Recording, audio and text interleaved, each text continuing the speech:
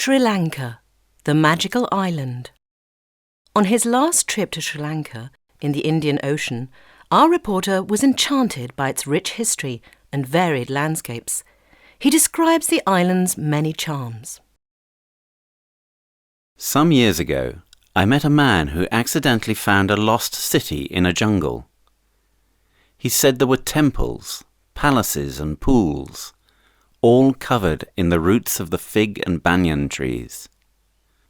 The lost city is on Sri Lanka, a teardrop-shaped island off the southeast tip of India.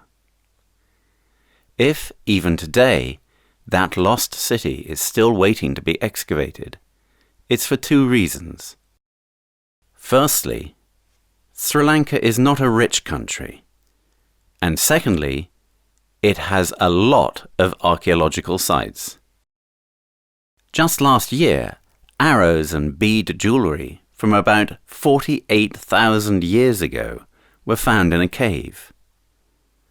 Between the time of those early settlers and colonisation by the British in 1815, great kingdoms and cities came and went, leaving beautiful ruins and monumental Buddhist sculptures all around the island. Most tourists just come for the beaches. It's not surprising, because if a beach is what you want, you can't find much better than these. White sands, monkeys playing in the coconut trees, clear coral reefs where you swim with giant turtles, people cooking fresh fish and carrying trays of exotic fruit for sale. What's not to like? But it's when you leave the coast that the island becomes fascinating and rich with cultural history. Over time, the island has been known by many names. Sri Lanka is only what it's been called since gaining independence in 1948. Before that, it had a name familiar to millions of tea drinkers: Ceylon. The island's green hills are still covered by vast plantations of the tea bush, its leaves delicately picked by an army of Sri Lankan women. Earlier still, the island was known by a name derived from Arabic: Serendip. This name inspired the English word serendipity, meaning a fortuitous chance, such as accidentally finding a lost city in the jungle. But it's not just because of its many names that Sri Lanka is unusual. This island of 21 million people is like a microcosm of the entire world.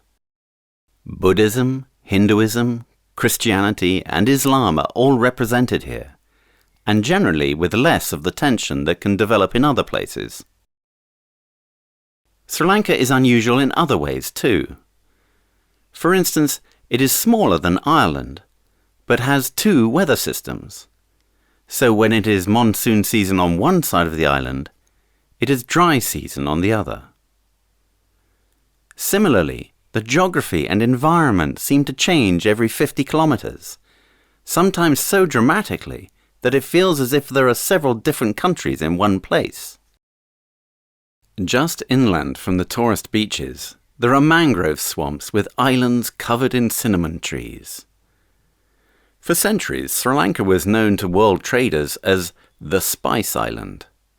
Pepper, nutmeg, cloves, vanilla, cardamom, the entire kitchen of exotic ingredients grows here.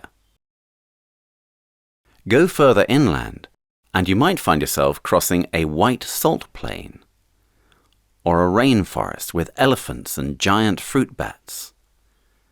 Elephants are everywhere, in fact.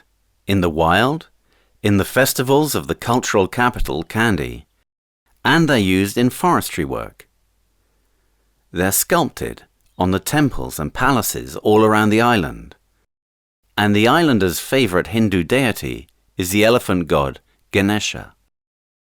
Travel east and you find yourself in the dry forests lived in by direct descendants of the island's Paleolithic inhabitants, the Veda, who still follow a hunter-gatherer way of life. Everywhere you look, history and geography seem to be condensed on Sri Lanka. As you climb, the climate becomes more temperate, and you cross hillsides marked with terraced rice paddies.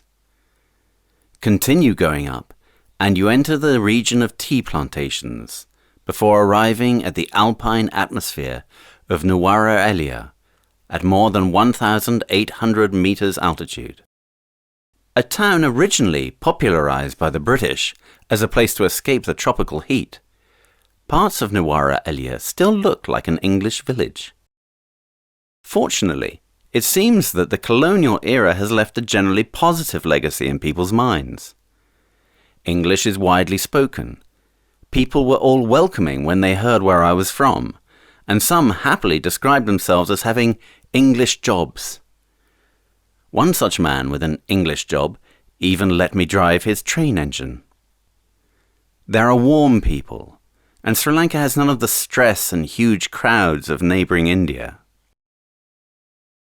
Up this high on the island, there is a place known as World's End. It's a cliff that looks over a 1,200-metre drop. But to truly understand how World's End got its name, you have to be there on the right day, when the meteorological conditions are just perfect. On those days, the clouds sit below you as you stand on the edge, and the world seems literally to come to an end here. Whether or not you get to see that is a question of chance. May serendipity be with you.